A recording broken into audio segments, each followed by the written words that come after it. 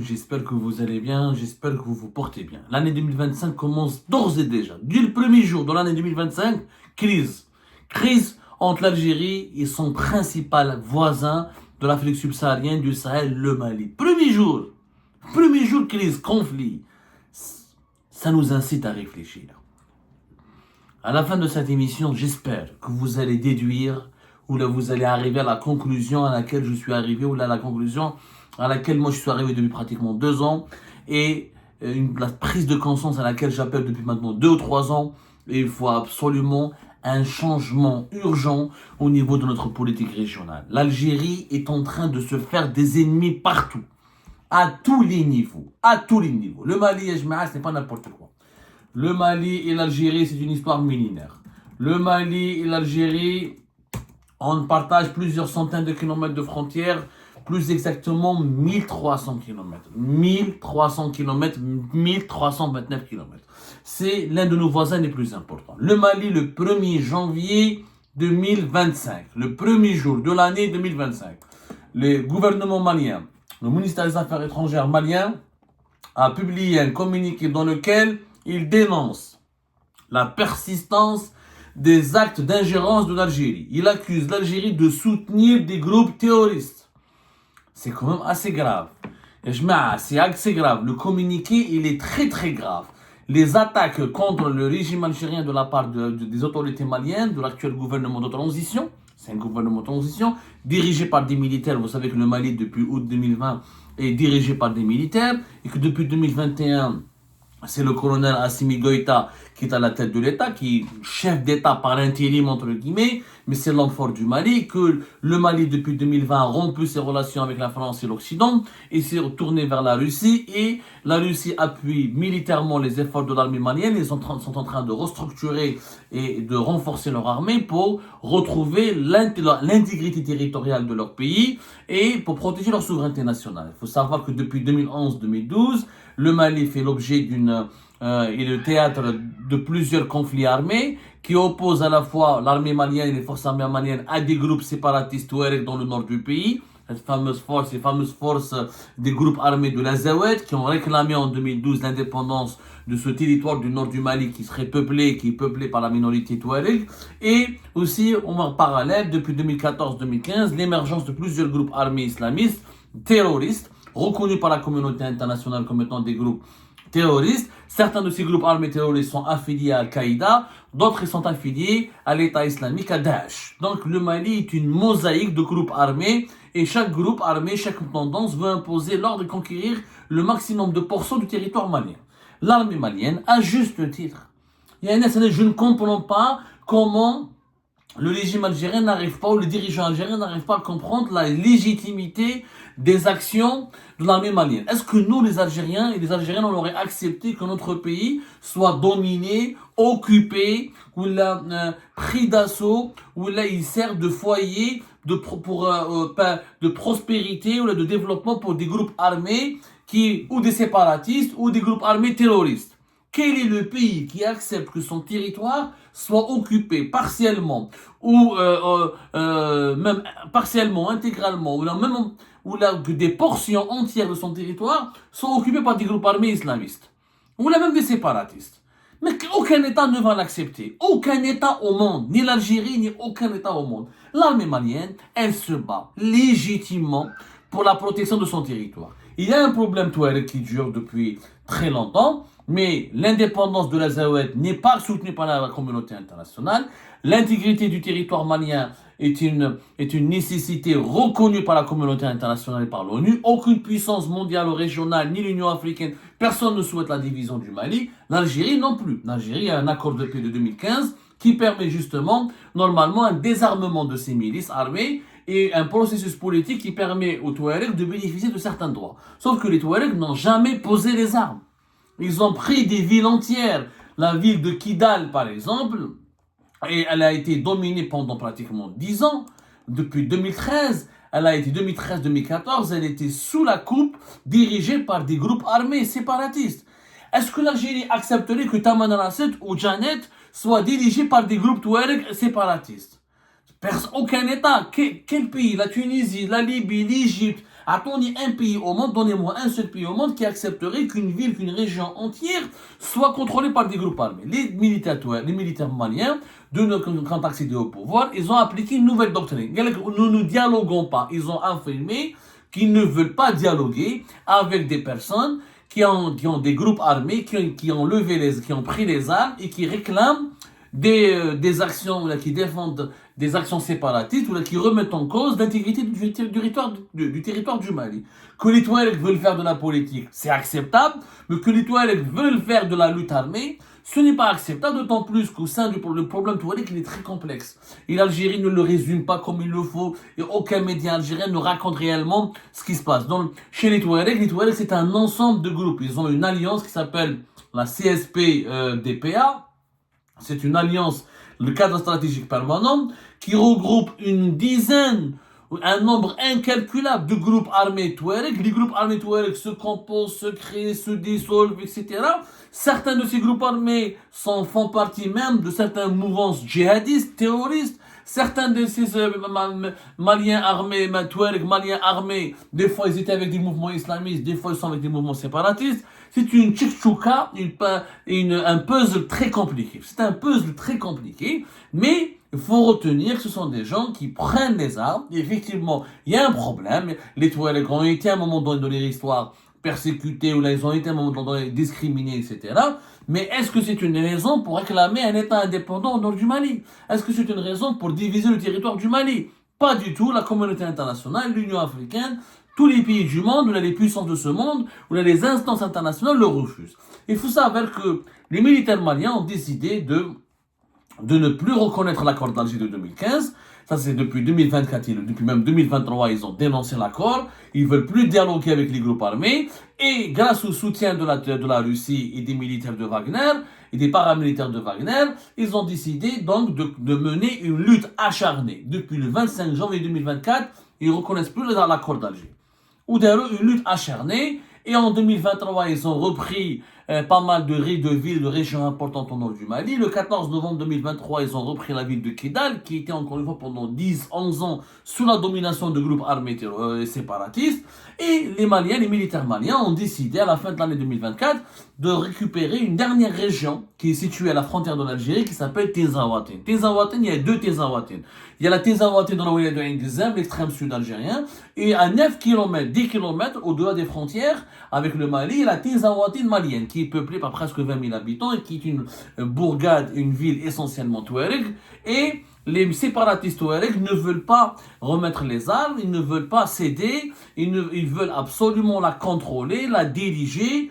Ils n'ont pas été élus par la population locale, il n'y a pas eu de processus politique, ils veulent garder les milices, leurs armes et leurs unités de combat. Il y a eu des combats en juillet 2024, fin juillet 2024, les séparatistes touaregs appuyés par un groupe armé terroriste, ce qu'on ne dit pas. Ça on ne le raconte pas en Algérie. C'est que les combats qui ont mené vers la mort plusieurs dizaines d'éléments de Wagner et des soldats maliens, il y a eu un groupe terroriste qui a participé à cette action avec les Touaregs rebelles qui sont séparatistes. Parce qu'il y a les Touaregs séparatistes et les Touaregs djihadistes. Il y a des Touaregs qui sont membres du groupe de soutien à l'islam et aux musulmans, qui fait partie de l'idéologie de l'État islamique. Ils ont le groupe de soutien à l'islam et aux musulmans, qui est une organisation terroriste classée par la communauté internationale comme terroriste, et qui est née dans la fusion d'Ansar Din avec les forces d'Al-Qaïda au Maghreb, dans le Sahel, et c'est plus Al-Qaïda que Daesh. Mais en tout cas, les alliances changent tout le temps. Donc, il y avait des éléments terroristes islamistes qui ont participé au combat contre l'armée malienne. Ce ne sont pas que il n'y a pas que les Touaregs séparatistes et indépendantistes. Donc, comme c'est extrêmement compliqué, cette situation est très dangereuse pour toute la région, l'armée malienne, elle mène des assauts, elle utilise des drones, appuyée par les efforts de l'armée russe. L'Algérie, sa position, elle est contre cette offensive militaire. Les problèmes avec l'Algérie ont commencé 2023-2024, lorsque l'Algérie a essayé de convaincre les dirigeants militaires maliens de ne pas s'attaquer au groupe armé Touareg. L'Algérie, officiellement, elle milite pour des pourparlers. Et Mohamed, est-ce que l'Algérie accepterait de négocier avec des groupes armés? Nous avons l'Algérie à l'époque de la décennie noire. On a commencé à négocier avec les groupes, l'armée islamique du salut, les autres islamistes armés, qu'au bout de plusieurs victoires tactiques et opérationnelles. Après 10 ans de guerre. Et pourquoi on demande aux Maliens de négocier avec des groupes armés qui ont des incohérences avec des djihadistes? Les Maliens, on ne négocie pas.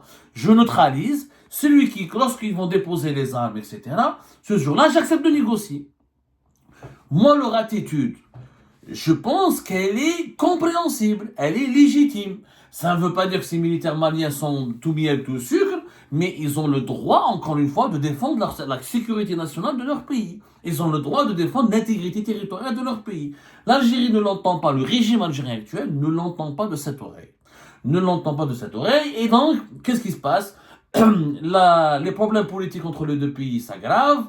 Le Mali accuse régulièrement l'Algérie de soutenir ces mouvements terroristes. Ça a été le cas déjà en janvier 2024. Ça a été le cas en septembre. Le colonel Choguel Maïga, qui était Premier ministre du Mali, fin septembre 2024, à partir de l'Assemblée générale des Nations Unies, devant tous les membres, devant tous les États du monde, membres des Nations Unies, a accusé l'Algérie de soutenir des mouvements terroristes. Il a qualifié les dirigeants algériens d'énergumènes. Il s'en est pris énormément et violemment avec l'Algérie. Cette fois-ci, c'est parti encore plus loin, puisque les autorités maliennes ont réagi à des propos du ministre algérien des Affaires étrangères, Ahmed Attaf. Voilà ce que dit le communiqué officiel du ministère malien des Affaires étrangères. Les propos du ministère algérien des Affaires étrangères illustrent la teneur... voilà, je vous résume, parce que le communiqué est lent, je ne vais pas vous le lire, mais les autorités maliennes ont dénoncé la proximité et la complicité de l'Algérie avec les groupes terroristes, qui déstabilisent le Mali, et elle accuse, voilà, enfin, le passage. Les propos du ministère algérien des Affaires étrangères illustrent la teneur du communiqué 064 du 25 janvier 2024 par lequel le gouvernement de transition dénonçait déjà la proximité et la complicité de l'Algérie avec les groupes terroristes qui déstabilisent le Mali et qui a offert le gîte et le couvert en contrôlant leurs actions criminelles contre les populations civiles maliennes au Sahel. C'est quand même assez grave. Assez grave, comme quelques extraits complets, parce que les Algériens n'arrivent pas à imaginer la gravité de la situation actuelle, des tensions avec notre voisin le Mali. Visiblement, les succès indéniables des forces armées de sécurité du Mali ainsi que la pression exercée sur des groupes terroristes soutenus par l'Algérie ont du mal à passer chez certains responsables algériens, nostalgiques d'un passé révolu. Le ministre des Affaires étrangères malien exprime sa vive préoccupation suite à la persistance de certaines autorités algériennes à poursuivre les actes d'ingérence dans les affaires intérieures de la République du Mali, empreints de paternalisme et de condescendance et de mépris. C'est comme grave. C'est des accusations très graves. Le Mali à travers un membre, alors, le ministère des Affaires étrangères malien condamne avec la dernière vigueur cette nouvelle ingérence de l'Algérie dans les affaires intérieures du Mali. À travers un membre du gouvernement algérien, rappelle que les options stratégiques pour la lutte contre les groupes armés terroristes, soutenus du reste par des sponsors étatiques étrangers, relèvent exclusivement de la souveraineté du Mali. En la matière, le Mali n'est ni demandeur, ni preneur de leçons de la part de l'Algérie, qui a conduit dans un passé récent, en toute souveraineté, sa lutte contre le terrorisme. Voilà ce qu'ils disent encore. Le ministre, regardez ce qu'ils disent, regardez ce que les Maliens disent. Ils utilisent des arguments très sensibles, mais qui sont justes. Le ministre des Affaires étrangères et de la coopération internationale malien invite ainsi l'Algérie à recentrer son énergie sur la résolution de ses propres crises et contradictions internes, y compris la question kabyle, et à cesser de faire du Mali un levier de son positionnement international. C'est grave. Et les Maliens, les militaires maliens, ils disent, vous les militaires algériens aussi, ils ont lutté contre le terrorisme durant la décennie noire. Est-ce que l'Algérie, durant la décennie noire, aurait accepté qu'un pays étranger lui dise « Ah non, il ne faut pas lutter contre les islamistes, non. Il ne faut pas lutter contre les groupes islamistes armés, il faut dialoguer avec eux, il faut les accepter, il faut les intégrer au jeu ». Il y a eu un dialogue, il y a eu une réconciliation nationale, jusqu'à 2003-2004, quand il y a eu des succès militaires importants, quand les islamistes ont accepté de poser les armes. Là, le gouvernement malien fait référence à la Kabylie. Est-ce que l'Algérie aurait accepté que des milices armées kabyles dominent ou là se forment et prennent le territoire, prennent la Kabylie en otage, ils veulent créer un État indépendant? Jamais personne ne l'aurait accepté. Ni les Kabyles, ni les institutions de l'Algérie, ni l'armée algérienne, ni aucun Algérien. Donc pourquoi on n'arrive pas à comprendre la volonté légitime du Mali de lutter, de neutraliser ces groupes armés? Alors, bien sûr, ces graves accusations de l'Algérie, ça peut sur quoi? Ces graves accusations du Mali contre l'Algérie, ça peut sur quoi? L'Algérie, récemment, au mois de décembre 2024, elle a menacé, elle a parlé avec la Russie. Il y a eu une médiation russe entre le Mali et l'Algérie, avec les forces maliennes. L'Algérie a dit non, elle a refusé, elle a menacé le Mali si l'armée malienne, si les forces armées maliennes allaient libérer Tinzaouaten. Pour l'Algérie, pour elle, elle ne veut pas de guerre à ses frontières. C'est légitime. L'Algérie, qu'est-ce qu'elle craint? Elle craint une forte affluence des réfugiés Touareg sur son territoire. Et ce qu'elle craint que les groupes armés de Touareg, quand ils sont chassés par l'armée malienne, l'Algérie ne veut pas se retrouver avec des groupes armés Touareg, ceux qui menaceraient son territoire, ou là, qui essaient de se réfugier, ou de s'établir sur son propre territoire. L'Algérie, pour sa sécurité nationale, pour sa stabilité, pour son unité nationale, elle n'a pas envie de se retrouver en train de subir les conséquences de la guerre avec les groupes Touareg. C'est légitime de sa part. Sauf que une solution existe. Pourquoi l'armée algérienne et l'armée ne s'allient pas avec les armées maliennes pour neutraliser ce qui doit être neutralisé et pour forcer les autres mouvements radicaux Touareg à accepter le dialogue? Au lieu de cela, l'Algérie, qu'est-ce qu'elle veut? Elle veut forcer le Mali à accepter qu'un certain territoire, qu'une bande du territoire malien soit dominée ou soit contrôlée par les militaires Touareg, et par les forces armées Touareg, et qu'il y a les forces armées Touareg qui soient indépendantistes ou les djihadistes, il faut que les militaires maliens dialoguent avec eux pour leur donner des concessions, pour les intégrer à la vie politique malienne. Donc qu'est-ce qui s'est passé? Après avoir libéré en novembre 2023 Kidal, les forces armées maliennes voulaient libérer Tinzaouaten, qui est la dernière grande ville de la région Touareg au nord du Mali. L'Algérie a dit non. Et en fin octobre 2024, la Russie a fait la médiation et elle a convaincu les forces armées maliennes de ne pas aller jusqu'à Tinzaouaten parce que ce serait tout près des frontières algériennes et que ça va avoir un impact direct sur la sécurité de l'Algérie. La Russie, normalement, elle a réglé ce problème. Sauf que les Maliens ne l'ont pas accepté facilement parce que pour eux, Tinzaouaten, c'est une ville malienne. Ils ont le droit de la contrôler et de la reprendre et de la conserver dans le giron de l'unité nationale. Et de deux, l'Algérie refuse toujours de reconnaître la légitimité des actions des forces armées maliennes. Et l'Algérie continue de dialoguer, d'héberger et de lancer des pourparlers avec les représentants des groupes armés Touareg, ou les leaders des groupes armés Touareg qui rentrent sur le territoire algérien, ils parlent avec l'Algérie, sont accueillis par les autorités algériennes, et c'est sans parler que les plus importants opposants aux militaires maliens trouvent refuge en Algérie, comme c'est le cas de l'imam Mohamed Mahmoud Deko, qui même dispose, Mahmoud Deko, c'est l'équivalent, c'est le parrain c'est un islamiste assumé, et c'est le parrain d'un mouvement d'opposition qui contre la transition menée par les militaires au Mali et qui vit essentiellement à Alger et qui travaille même à la grande mosquée d'Alger depuis 2024. Imam un poste honorifique à la grande mosquée d'Alger. Comment voulez-vous que les militaires maliens l'acceptent? C'est une politique hostile au Mali que mène l'Algérie, et quand le Mali attaque et dénonce l'Algérie, ouais, je crois que la presse algérienne dit ah non, c'est le Maroc qui manipule le Mali. Ah, wallah. يعني جاتهم سهلة. قال لك j'ai lu tout sur l'Algérie. Ils ont accusé que il y a la situation. Voilà.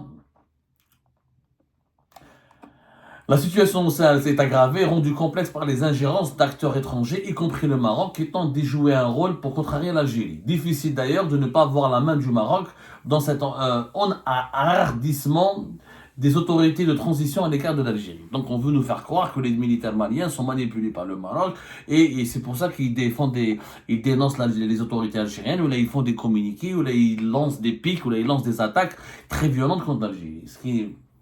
ce qui n'est pas vrai. Bien sûr, le Maroc profite. Bien sûr, le malheur des uns fait le bonheur des autres. Bien sûr, le Maroc profite des tensions entre l'Algérie et le Mali pour se rapprocher du Mali, pour construire des partenariats solides avec le Mali et pour draguer le Mali. Mais c'est l'Algérie qui a transformé les dirigeants maliens actuels depuis 2023. On est dans une crise. Depuis décembre, depuis la fin de l'année 2023, on est dans une situation de conflit. Et ce conflit profite aux adversaires, aux rivaux de l'Algérie qui sont le Maroc. Mais pourquoi ne pas se réconcilier avec le Mali? Pourquoi ne pas accepter une légitimité? Les Maliens n'ont pas demandé une partie du territoire algérien. Les Maliens n'ont pas demandé l'impossible. Ils demandent juste à ce que leur territoire soit contrôlé par leur armée. Les accords d'Alger ne sont plus applicables. Le Mali maintenant il est soutenu par la Russie, il est militairement soutenu, il a construit une alliance avec le Burkina Faso et le Niger pour une alliance des États du Sahel. C'est des États maintenant souverainistes et qui sont jaloux de leur indépendance nationale, qui sont solidaires entre eux. Aujourd'hui, l'Algérie, quand elle a un problème avec le Mali, elle a un problème avec les deux autres pays du Sahel. D'ailleurs, le communiqué de la diplomatie malienne, il précise très bien, le ministère malien réitère la détermination du Mali, engagé avec le Burkina Faso et la République du Niger dans la confédération des alliances des États du Sahel, à éradiquer le terrorisme sous toutes ses formes. C'est quand même légitime. L'Algérie serait gagnante d'être le partenaire privilégié, d'être l'interlocuteur privilégié des États du Sahel. Pourquoi elle se met en porte-à-faux? Pourquoi elle s'oppose à ce que le Mali neutralise les groupes armés? Juste parce qu'elle a peur que les Touaregs vont sur son territoire pour développer des groupes armés. Mais l'armée algérienne, elle est censée être puissante. Si les groupes séparatistes Touaregs veulent utiliser notre territoire, on peut normalement les neutraliser, on peut normalement les combattre. De quoi a-t-on peur? Si nous avons une grande armée, on fait les défilés militaires lors du 1er novembre, et on crie Razama, Razama, Raza. Si on est prêt à intervenir à Raza, l'armée algérienne elle est censée être prête aussi à intervenir au sud de l'Algérie, au sud de notre pays, pour protéger notre territoire, éventuellement contre des groupes armés séparatistes qui chassés du Mali, voudraient rester en vie ou se développer sur le territoire algérien. Ça n'a aucun sens, cette crise avec le Mali. C'est un problème gratuitement créé, méchamment créé. C'est comme si on est en train de se tirer une balle dans le pied. C'est un voisin important qui lutte légitimement contre les groupes armés terroristes. On doit les soutenir. On doit être de leur côté. On doit gagner leur confiance. On doit créer un partenariat loyal, fidèle. Donc je ne comprends pas ce problème avec le Mali. Rana, la politique régionale actuellement menée par le régime actuel, elle est catastrophique. Catastrophique. Tu es exposé, tu as des problèmes de rivalité, d'animosité avec beaucoup de puissance régionale et beaucoup de tes voisins. Tu essayes au moins de sécuriser, de protéger ton front, de te faire des amis. Tu essaies de faire des alliances pour te protéger contre tes ennemis. Le contraire, on est en train de multiplier le nombre de nos ennemis en créant sans cesse des crises avec nos voisins, avec les autres pays. On a des problèmes avec le Maroc. Dans le Mali, je suis censé pouvoir m'entendre avec lui pour sécuriser mes frontières du Sud et pour me concentrer sur mon problème avec le Maroc. Le régime actuel, non. Il a un problème avec le Maroc, des problèmes avec le Mali, des problèmes avec le Niger, la Mauritanie. On ne peut pas aller très loin avec cette histoire. Nous venons de voir que la Mauritanie a rallié l'axe Rabat-Abu Dhabi. Demain, Bamako va rallier aussi l'axe Rabat-Abu Dhabi. C'est les pays qui sont déclarés comme adversaires et hostiles aux intérêts de l'Algérie. Les Maliens ne vont pas pouvoir accepter, mais mettez-vous à la place des Maliens. Vous avez un régime qui soutient et qui accepte et qui dialogue et qui refuse que ton armée lutte contre les groupes armés terroristes. Tu fais quoi? Tu vas aller voir les adversaires de l'Algérie pour leur tendre la main. L'ennemi de mon ennemi, mon ami. C'est sûr. Donc, on est en train de pousser le Mali dans les bras du Maroc et des Émirats et d'Israël. C'est dans le bras de cet axe-là qui est hostile, parce que l'axe qui est hostile au régime algérien et avec lequel le régime algérien a énormément de malentendus, de divergences, c'est Abu Dhabi, c'est Tel Aviv et Rabat.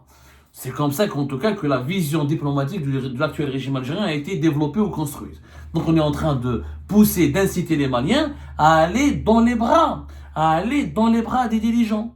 aller dans les bras des dirigeants marocains et émiratis. Et si les Maliens rejoignent l'axe du Maroc et des Émirats, le Burkina Faso va suivre, le Niger va suivre, l'Algérie, regardez la Mauritanie, on n'a rien donné aux Mauritaniens, on n'a rien offert aux Mauritaniens.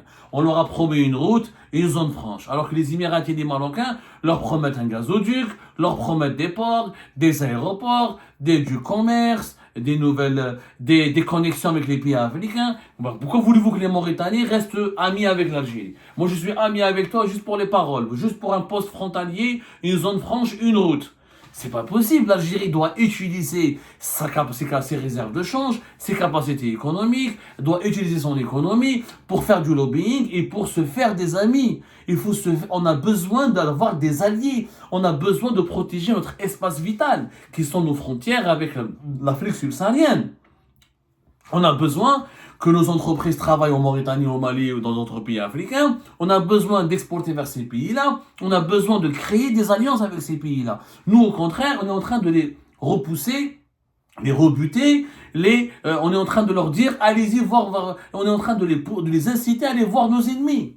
Il faut être fou, c'est une politique suicidaire. Nous menons une politique suicidaire. Le bon sens aurait voulu que l'Algérie, elle a un problème avec le Maroc.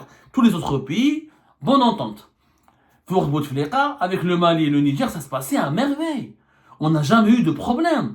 Ça se passait à merveille. On doit retrouver cette tradition. On doit avoir de rapports harmonieux et amicaux avec nos pays voisins. On doit construire des alliances. Avec la Mauritanie, alors la Mauritanie, ça a toujours été positif, mais on avait des bons rapports. Maintenant, la Mauritanie, là, ça a rejoint l'axe Rabat-Abu Dhabi. Mais c'est une politique suicidaire. Remettons-nous en cause, allons voir les dirigeants militaires maliens, créons un dialogue, acceptons de voir en face. C'est pas parce que nous, on veut pas que des groupes armés Touareg rentrent sur notre territoire qu'on doit imposer aux Maliens qu'ils tolèrent de force l'existence de ces groupes armés sur leur propre territoire. C'est pas juste. On ne peut pas imposer à l'autre ce qu'on ne souhaite pas nous subir. Alors, si on pouvait faire alliance et mener des opérations militaires communes et sécuriser cette région de façon commune, en présence de la Russie ou là, avec la Russie, on aurait pu, avec le soutien de la Russie, on pourrait avoir un bloc régional très puissant avec l'Algérie, les États du Sahel d'un côté, la Mauritanie avec laquelle on aurait pu construire des partenariats beaucoup plus gagnants-gagnants et beaucoup plus pragmatiques pour leurs intérêts. Et là, on aurait été à la tête d'un bloc régional puissant qui donnerait à l'Algérie de véritables atouts pour se faire valoir pour prétendre à un véritable statut de puissance régionale.